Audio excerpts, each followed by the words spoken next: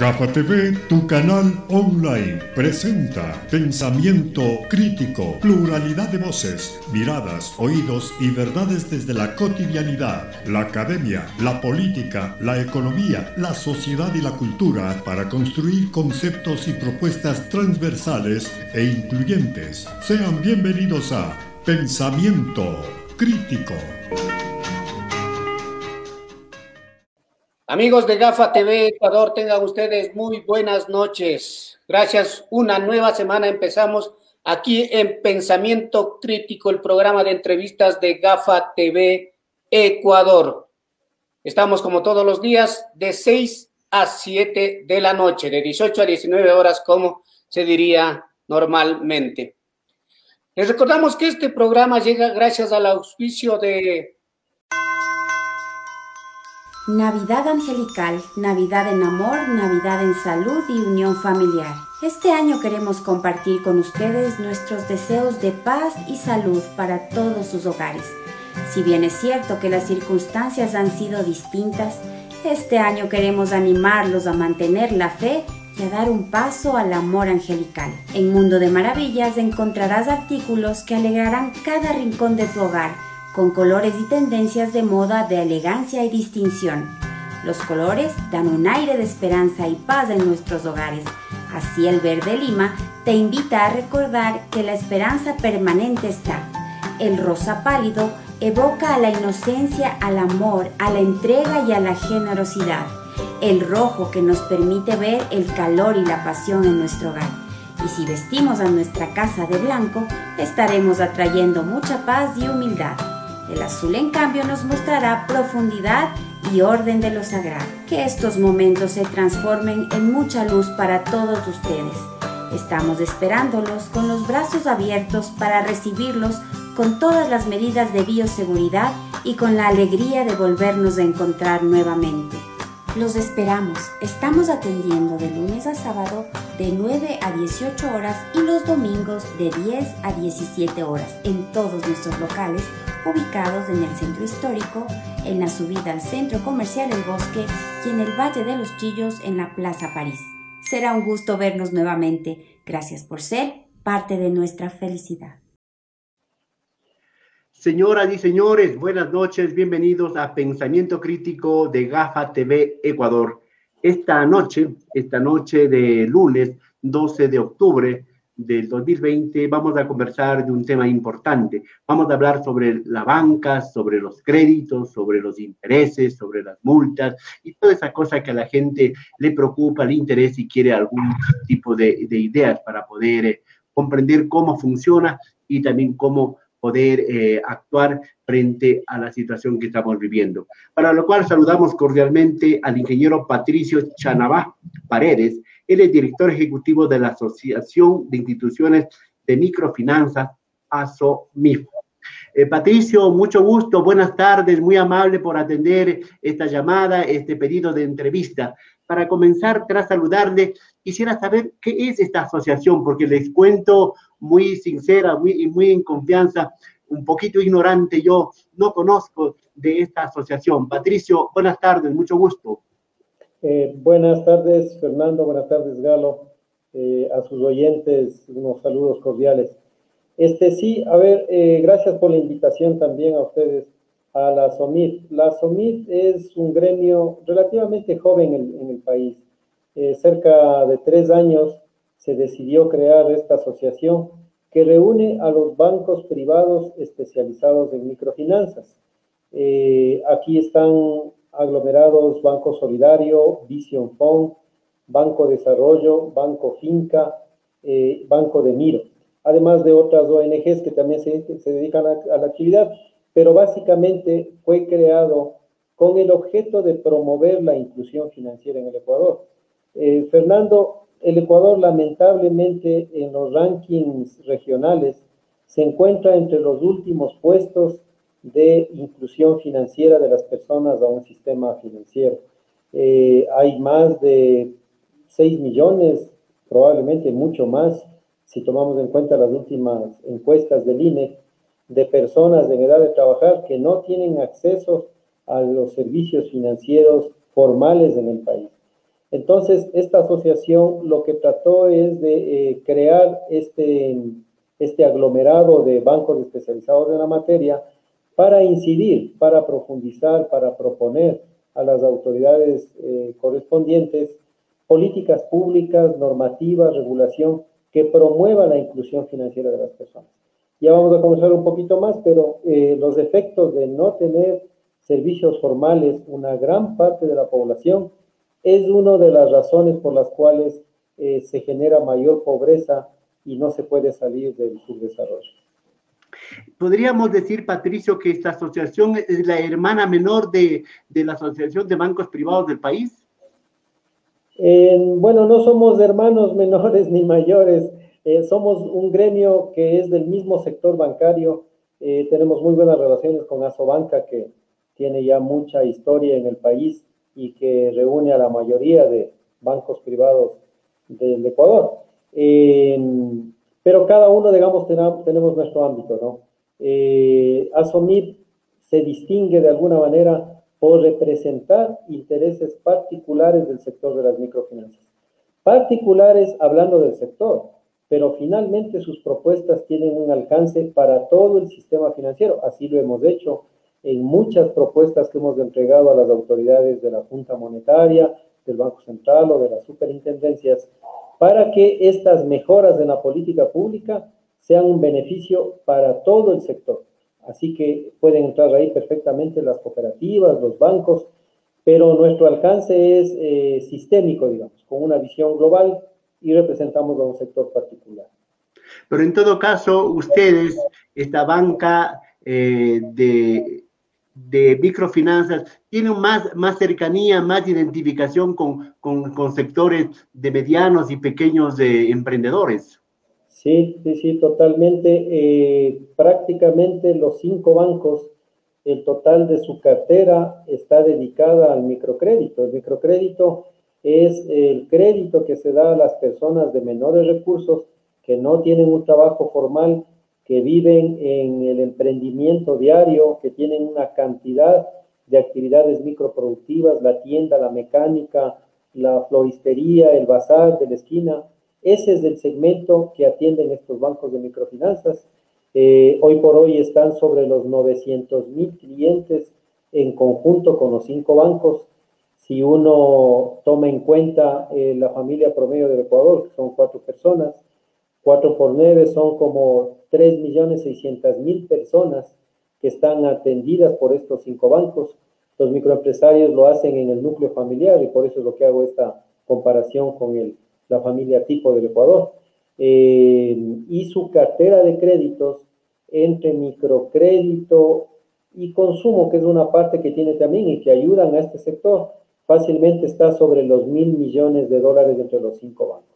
Tienen una incidencia muy importante en estos segmentos y a lo largo del país, porque déjeme contarle, Fernando, por ejemplo, Solidario, que es el banco más grande de los 5, tiene una presencia nacional y atiende a microempresarios de la costa, sierra y oriente.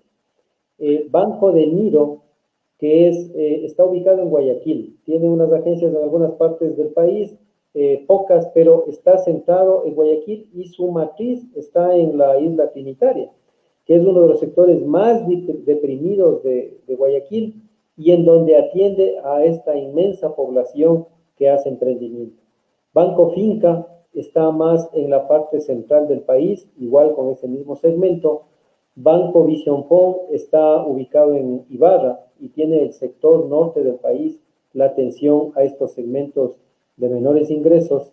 Y Banco Desarrollo, que es un banco que igual atiende a través de cooperativas y de manera directa a nivel nacional.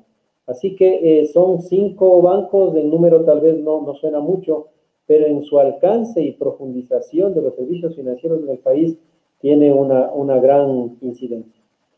En todo caso, tomando el nombre de uno de los principales bancos del grupo de ustedes, Banco Solidario, ¿este tipo de banca es más solidaria en verdad en comparación a la gran banca? Sí, bueno, se caracteriza precisamente la banca especializada en microfinanzas, no solo aquí, sino en varios países de la región. No es, digamos, un caso particular del Ecuador. dada esta economía que tenemos en los países de América Latina, que un poco estamos en el tercer mundo todavía, un poco subdesarrollados, entonces la incidencia de la mano de obra informal, el subempleo es altísimo en nuestros países, lamentablemente. Entonces, esos segmentos necesitan una atención de entidades financieras especializadas. La realidad económica, lamentablemente, es esa de nuestros países, con un altísimo porcentaje de la economía informal, y necesitan acceso a servicios financieros. Entonces, de esta banca especializada, aquí en el Ecuador, y si usted ve las mismas experiencias en Colombia, Perú, Bolivia, Chile ya ha superado mucho de esa situación, Brasil, usted se va a encontrar con este tipo de entidades financieras especializadas en el microcrédito y en microfinanzas. Y estas entidades son las que están cerca a la gente, ¿no? A la gente de menores recursos, a la que le visita para atenderle en un crédito, para atenderle en algún producto u otro servicio financiero. Y definitivamente, Fernando, está más cerca de la población en el día a día de sus actividades. En todo caso, creo que a través de esta entrevista vamos conociendo esta asociación de instituciones de microfinanzas y también nuestros amigos que nos siguen, muchos tal vez ya lo sepan u otros se están enterando. Este programa está conversando con Patricio Chanabá Paredes, como digo, director ejecutivo de la Asociación de Instituciones de Microfinanzas. Este programa, este periodista no trata de satanizar el sistema bancario, tampoco de victimizar a los clientes, pero en los últimos tiempos, si viene cuestionando el accionar de la banca, del sistema bancario ecuatoriano por el asunto de las tasas, de las multas, y porque muchos dicen que en esta pandemia la banca ha ganado y ha sido uno de los sectores que más ha ganado. Por ejemplo, Patricio, en 2018 la banca ganó 554 millones de dólares y en el 2019 las cifras dicen que ha ganado 616 millones de dólares en líquido, ¿sí? Y esto se reparte entre las 24 instituciones financieras bancarias que hay en el país, siendo los bancos principales el Pichincha, el Pacífico Banco Público, Banco de Guayaquil, Diners Club y también Banco de la Producción. ¿Qué tendría que decir una persona como usted que está vinculada a la banca respecto a los cuestionamientos que tiene la ciudadanía? La reprogramación, los intereses, las tasas, las multas. ¿Qué tiene que decir usted, por ejemplo? Bueno, Fernando, sí, lamentablemente en el país nos hemos acostumbrado a estigmatizar a ciertas personas, a ciertas actividades, y eso no le hace bien al país, lamentablemente. Le polariza un poco, y es lo que ha pasado esto en los últimos años, ¿no? Se han encontrado cucos, se han encontrado temas, digamos, de ubicar a enemigos y estigmatizarlos a ellos, ¿no? Uno de ellos ha sido la banca, lamentablemente, con todos sus errores y aciertos, ¿no? Como todas las actividades, como todas las actividades del ser humano, con errores y aciertos, pero ha habido un interés más allá de lo racional, de lo técnico y de una economía normal. Ha habido intereses políticos, lamentablemente, porque seguramente ha dejado réditos en ese discurso en las personas de estigmatizar y de satanizar a ciertas personas. Entonces, ahí se le ubicaba a la banca, ¿no? A la banca, y que es el que gana, que son unos banqueros ladrones y esto y el otro. Eso no le hace bien al país, porque el sistema financiero, Fernando, aquí y en todo el mundo, es vital para el desarrollo de una nación. Si no hubiera sistema financiero, si no hubiera bancos, si no hubiera cooperativas, que también son parte del sistema financiero, y hacen la misma actividad de bancos, exactamente la misma las cooperativas, igual captan del público el dinero y prestan a las personas que necesitan. No hay mayor diferencia entre cooperativas y bancos. Sin embargo, en ese discurso un poco político, se satanizó al tema de la banca y se privilegió. Obviamente tenemos muy buenas relaciones con el sector cooperativo y sabemos del gran trabajo que hacen, pero fueron materia, digamos, estos dos sectores de un discurso político. Creo que eso es importante dejar en el contexto como premisa, Fernando, para sacarnos de la cabeza estas estas recetas que nos han metido para pensar como han querido algunas personas. Entonces, el sistema financiero es vital para el desarrollo. Si no hubiera bancas, si no hubieran cooperativas, no tendríamos el gran desarrollo a través del crédito que significa en la economía nacional. Para todo tipo de actividades, para la gran empresa, para la mediana empresa, para la pequeña empresa y para los microempresarios. Para el consumo de las personas, no tuviéramos ese desarrollo si no existiera un sistema financiero sólido. Patricio, en todo caso, estas cifras que he dado, que son públicas, son ciertas de ese tipo de ganancias, ¿no es cierto?, de las utilidades. Es que, Patricio, no podemos desconocer que hay todavía el trauma duro que costó muchas vidas, muchas lágrimas, muchas muertes del feriado bancario, del congelamiento, de la dolarización a fines del siglo pasado, 1999. ¿Verdad? ¿Cómo está la salud del sistema financiero? Pero las quejas que hace la gente común y corriente, Patricio, de que le ofrecieron reprogramar los créditos por la pandemia, que ofrecieron no cobrarles multas por el recargo en los intereses. ¿Cómo está esa cosa? ¿Qué podemos decir a la gente? Porque algo de razón han de tener, pues también las personas que se quejan, Patricio. Sí, vamos a las cifras, Fernando. Antes solamente de referirme a las cifras que usted ha dado, sí es bueno el ejemplo que usted ha puesto, ¿no? Que la gente no se olvida de esa banca que fue una de las causantes de la crisis del siglo pasado, desde ya en este caso, en el año 99. Así fue, Fernando. Realmente hubieron malas prácticas bancarias en ese tiempo, pero que se vieron exacerbadas, digamos. Se vieron profundizadas estas malas prácticas con un cóctel de razones que hubo en ese momento, ¿no? Tuvimos el fenómeno del Niño, hubo una crisis financiera internacional, el efecto tequila de México, el efecto de Rusia, y se juntó a este tema interno y explotó.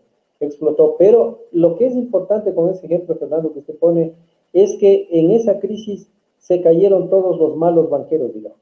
En general, esos malos banqueros, fueron sancionados, hasta se siguieron juicios y están desaparecidos del sistema bancario. Hoy por hoy la banca creo que aprendió y es bastante sólida y en general tiene buenas prácticas a partir de esa lección dura que nos dio la crisis del 99, Fernando. La banca supo salir de las cenizas de alguna manera de esa tremenda crisis que hasta eliminó nuestra moneda y ha logrado mantenerse y apoyar a la economía nacional. Entonces, lo que es bueno, Fernando, es poner el ejemplo del 99, pero no comparar un poco con esa banca que fue un poco el motivo de esa crisis. Hoy por hoy... Patricio, pero eso significa que los banqueros, que el sistema financiero nacional aprendió la lección como debe haber aprendido los políticos, debe haber aprendido el país entero, porque si no aprendemos, seguimos de tumbo en tumbo y cualquier rato podemos caer en lo mismo. Así es, Fernando. Tome en cuenta que desde el año 99, desde el año 2000, han pasado 20 años y durante 20 años hemos tenido por lo menos dos crisis importantes que han sido fuertes, ¿no? La crisis del 2005-6, una crisis que tuvo connotaciones 2008, crisis internacional, el famoso boom inmobiliario en Estados Unidos, que tuvo sus efectos en todo el mundo, y la del 2015-2014 puede ser. Esas crisis casi no se sintieron porque fueron capeadas de alguna manera por la economía, por la fortaleza, que de alguna manera, ¿no? La moneda actual que tenemos del dólar ha significado un poco la fortaleza de la economía y ha evitado unas crisis fiscales muy profundas. Eso ha ayudado y el manejo de la banca, hablemos, porque las crisis esas que fueron originadas de sistemas financieros ocasionan, generalmente en los países, las crisis financieras son la chispa para una crisis económica de todo el país. Y eso pasó en esos años, pero aquí no pasó eso, ¿no? Esas crisis fueron soportadas por el sistema financiero porque estaban debidamente capitalizadas, debidamente solventes y debidamente líquidas. Cuando hay malas prácticas, Fernando, en un banco como el 99, no aguantan ninguna crisis, porque están escondidos los problemas y no tienen buena liquidez ni buena solvencia. Y por eso se caen, porque no estaban bien preparadas para ello. Estas dos últimas crisis la banca ha estado preparada, y para esta que tenemos, la mayor crisis de la historia, que no es causante el sistema financiero, por cierto, eso hay que dejarlo claro, es un tema externo, pero está preparada para atender esta ayuda a la economía nacional. Esta buena salud del sistema financiero, que lo dice usted, Patricio, y que lo dice también la Asociación de Bancos Privados, puede revertirse también en favor del cliente, ¿verdad? Flexibilizando el asunto de los créditos, revisando tasas que sean más convenientes. ¿Cómo podemos ayudar, sobre todo el sector de ustedes, de los pequeños empresarios, de los medianos, para que puedan, en este momento de crisis de la pandemia sanitaria, crisis económica, crisis de empleo, crisis social, para que puedan salir, puedan recuperarse y puedan seguir teniendo una esperanza del país, de Patricio? Sí, Fernando. Ahora, yendo a la crisis actual, ¿no? Esta crisis es incomparable con ninguna otra en la historia, no solo del Ecuador, sino del mundo. No hay antecedentes de esta crisis. Imagínense que ya los datos que salieron del Banco Central del segundo trimestre del 2020, la caída del PIB está sobre 2 dígitos, ¿no? Cercano, si no me equivoco, al 12%. Y las previsiones para la caída de la economía en todo el año 2020 están por ese mismo orden, del 11%, del 12%. La crisis del 99 que nos hemos referido, que ha sido después de esta la más grave en el país, el PIB cayó 4.5%. Es decir, esta crisis es más del doble que eso. Tiene otras características, eso sí, pero el impacto es inconmensurable, Fernando. Entonces, eso tenemos que tener presentes todos los ecuatorianos, porque si no tenemos conciencia del problema, vamos a creer que es muy fácil salir adelante. Va a ser relativamente, no digamos fácil salir adelante, pero con el esfuerzo de todos lo podemos hacer.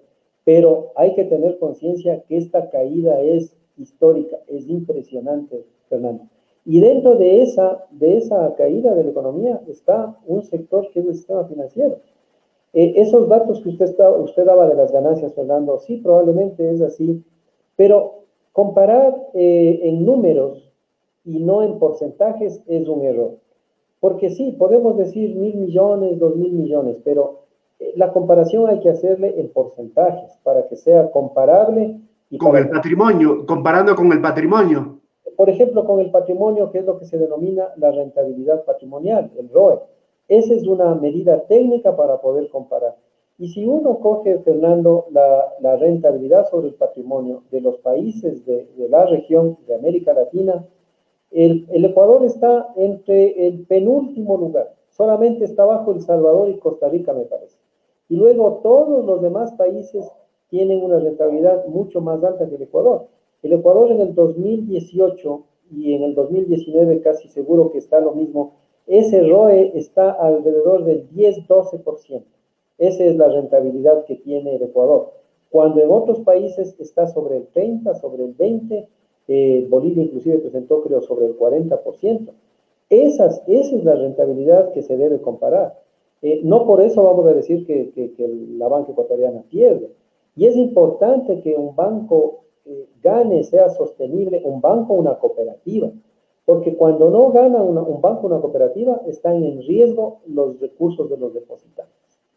Estamos conversando esta noche con el ingeniero Patricio Chanabá Paredes, director ejecutivo de la Asociación de Instituciones de Microfinanzas.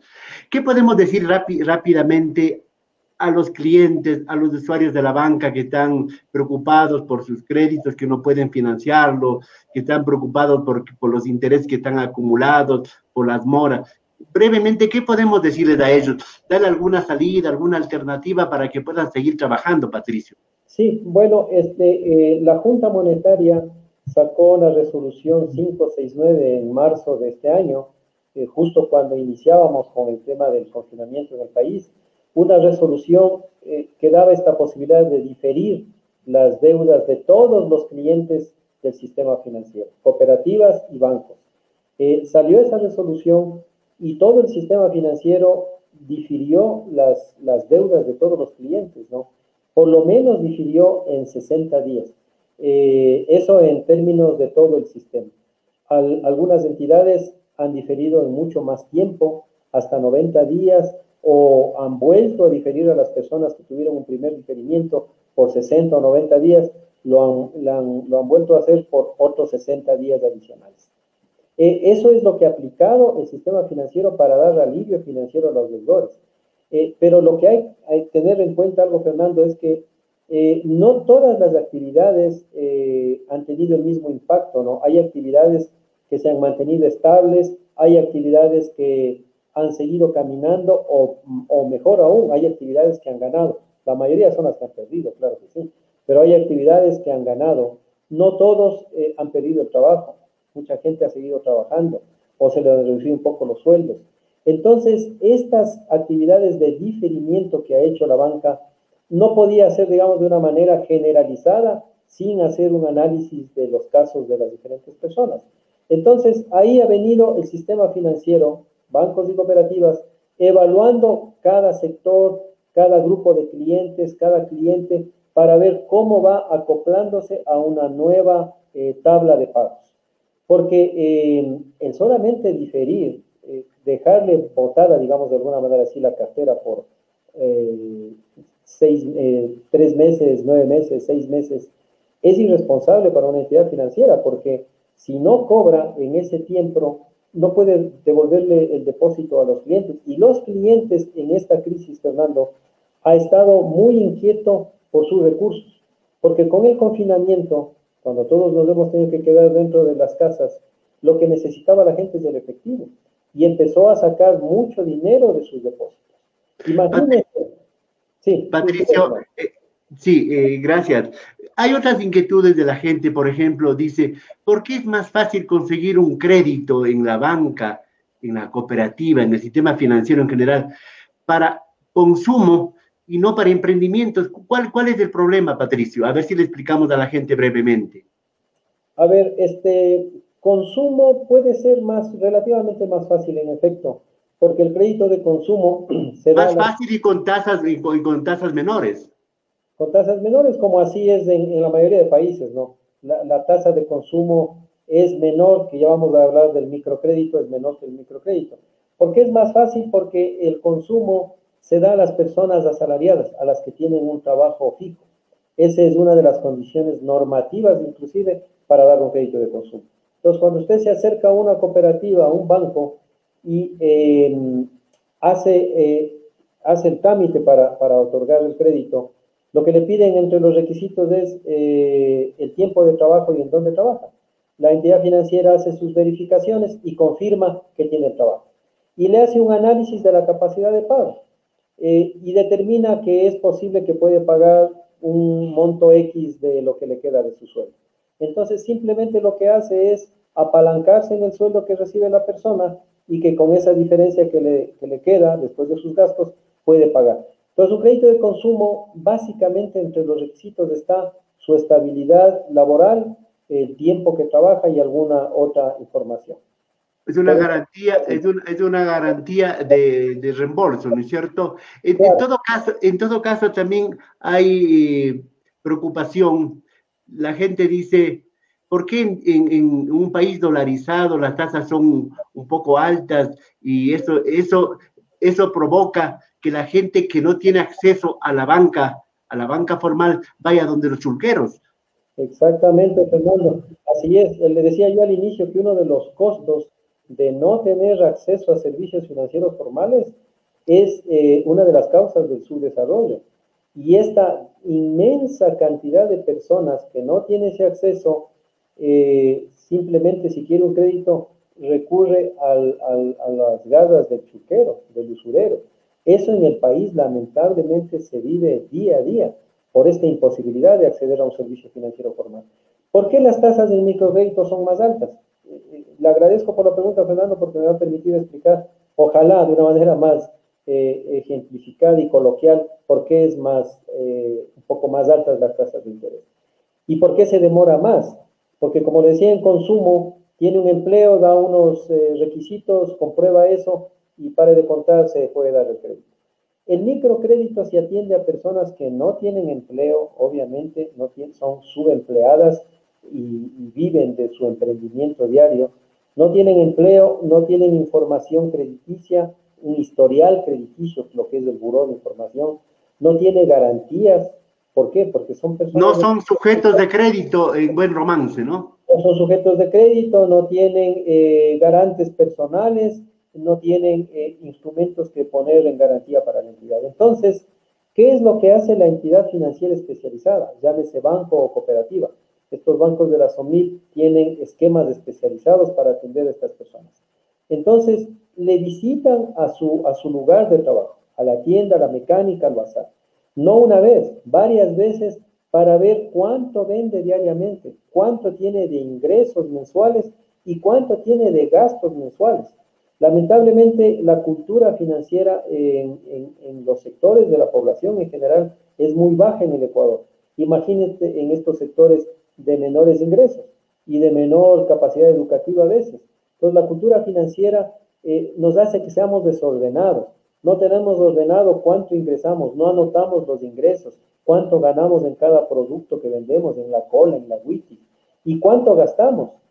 Un tema que es muy importante entender en el microcrédito, Fernando, es que el microempresario, el tendero, el de la tienda de la esquina de su casa, no es solo el microempresario, no es solo que él le ingresa a su bolsillo y sale todos los gastos para la tienda. De lo que le ingresa para la tienda, gasta para la familia. Gasta la comida, gasta la educación. Patricio, para concluir, simplemente diríamos que hay una asesoría, un seguimiento y un acompañamiento, ¿verdad? Esos serían los pasos. Simplemente para terminar, en razón del tiempo, ¿cuál sería el llamado que ustedes hacen a la gran banca, a los clientes, para fortalecer el sistema y generar fuentes de empleo, generar trabajo ahora que lo estamos necesitando urgentemente? Así, en forma breve, Patricio, por favor. El sistema financiero creo que está sólido y líquido, Fernando, para estar acompañando la reactivación productiva del país. Los bancos especializados de microfinanzas, que son los que están más cercanos a la población de menores recursos, están totalmente listos para apoyar esta reactivación. Lo que es necesario es que haya un apoyo del Estado también. Es una crisis, como decíamos, histórica, y es necesario que el Estado coadyuve en apoyar el financiamiento de la reactivación. Por ejemplo, recursos que están viniendo de multilaterales, a la CFN, en este caso, a la Corporación Financiera Nacional, y en donde se ha establecido que se dará crédito a los bancos que hacen intermediación para microcrédito o cooperativas. Es importante que, por ejemplo, se reconozca esta realidad, que los empresarios, los microempresarios en el país, no tienen una formalidad, no tienen documentos que determinen su RUC o un RICE que pide el SRI. La economía informal en el país es cerca del 70%.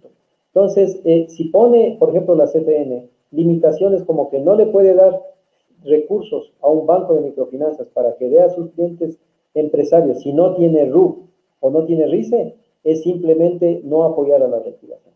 Creo que hay que entender eso y conjuntamente uno puede hacer esquemas para ayudar a reactivarse. Sí, es un trabajo que debe ser copartícipe el Estado, ¿verdad? Que vaya poniendo una política pública capaz de favorecer al sector más deprimido, que es el sector microempresario y de la gente informal. Gracias al ingeniero por haber participado esta noche aquí en Pensamiento Crítico para conversar así brevemente de las finanzas, del tema financiero, de los créditos, que la gente está un poco preocupada. Volveremos a hablar en algún momento de este tema que me parece muy interesante e ilustrativo. Muy amable, ingeniero. Con todo gusto, Carlos, un gusto también estar ante su audiencia y a las órdenes. Muy amable, señoras y señores, hasta aquí hemos llegado en Pensamiento Crítico gracias a la confianza y al respaldo de Mundo de Maravillas. Navidad angelical, Navidad en amor, Navidad en salud y unión familiar. Este año queremos compartir con ustedes nuestros deseos de paz y salud para todos sus hogares. Si bien es cierto que las circunstancias han sido distintas, este año queremos animarlos a mantener la fe y a dar un paso al amor angelical. En Mundo de Maravillas encontrarás artículos que alegrarán cada rincón de tu hogar, con colores y tendencias de moda de elegancia y distinción. Los colores dan un aire de esperanza y paz en nuestros hogares. Así el verde lima te invita a recordar que la esperanza permanente está. El rosa pálido evoca a la inocencia, al amor, a la entrega y a la generosidad.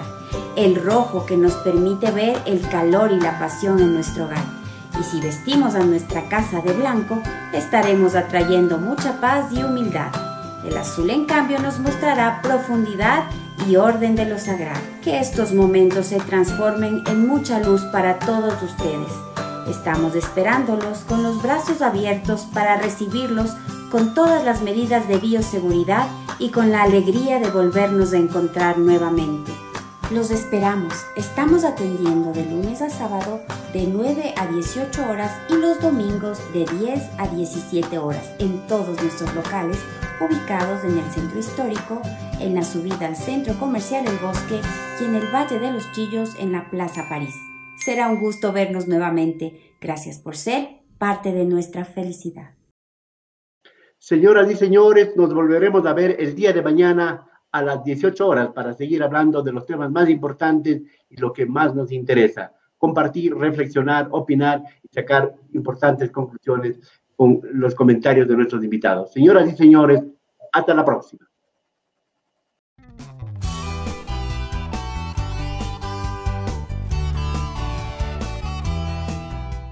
Somos GAFA TV Online, desde Quito, Ecuador, para todo el mundo.